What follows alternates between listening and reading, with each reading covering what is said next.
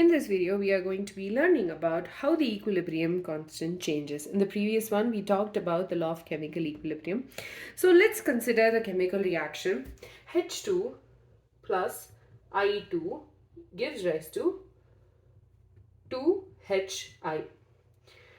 So for this reaction, the equilibrium constant, we're going to consider it as Kc, equals to concentration of Hi square divided by H2 into I2. And remember to, I hope you know why we are writing it like this. If you don't, then I would suggest go to the previous video and learn this, and then this will make a lot more sense. So the first thing is, what will happen if you're considering the reverse of the reaction? So here you have Hi.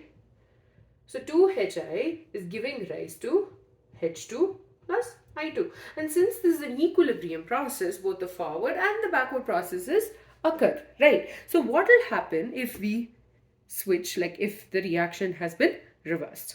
So let's write the equilibrium constant, that is Kc. We're going to call it Kc dash, make sure there's no confusion. So that's going to be H2 into I2, because H2 and I2 are now our products, and the reactant is Hi square, right? So now how are this and this related, right? If we flip this, if we just flip it, we will get the Kc equation. So let's do that. Let's write 1 by this, and if I remember my math correctly, when we write 1 by, if you divide, basically we are sending this to this side and this to this side, and so if this Kc dash just will go down, this will go here, and while doing so, numerators will become the denominator and denominator becomes the numerator. Yeah, that for sure is right. So Hi square divided by H2 into I2, or concentration of H2 and I2. And this is equal to this, right? So essentially this is equal to Kc. So when the reaction is reversed, then the equilibrium constant, that is a new equilibrium constant, is basically going to be, or the new equilibrium constant Kc dash is going to be equal to 1 by Kc. That's it. So equilibrium constant for the reverse reaction is inverse of the equilibrium constant for the reaction of the forward direction. The next one is stoichiometric coefficients change. And remember, when I say stoichiometric coefficients change, that does not mean the equation is going to become, equation has to stay balanced, but there will be a change in the stoichiometric coefficient. So let's take the same reaction.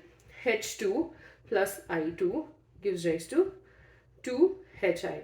Now if we divide this by 2, okay, we are dividing it by 2,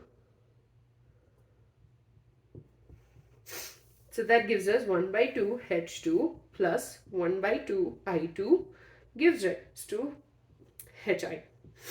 Right, now let's look at how the equilibrium constant will be. Okay, so K double dash, because we don't want more confusion, Hi concentration divided by concentration of H2 to the power 1 by 2 into concentration of I2 to the power 1 by 2. So this is the equilibrium, basically the equilibrium constant for this equation. Now what we can do is, I want to try and get 1 by 2 as a common value. So Hi square divided by H2 into I2 whole to the power 1 by 2. Then 1 by 2 and 2, they both will get cancelled, and then half will remain for H2 and I2. Right, now this Hi to the power 2 divided by H2 into I2 is actually Kc itself. So that is equal to Kc to the power 1 by 2. So Kc double dash is equal to Kc to the power 1 by 2. So basically the stoichiometric coefficient, the common uh, like the common factor that it's multiplied with or divided with is going to be used in the equilibrium constant, and basically it's related in such a way that, so suppose this was m, then the value would be kc to the power m. That's it. So with that, we're done with how equilibrium constant changes when when the reaction is reversed and the stoichiometric coefficient change. There is a tiny table on page number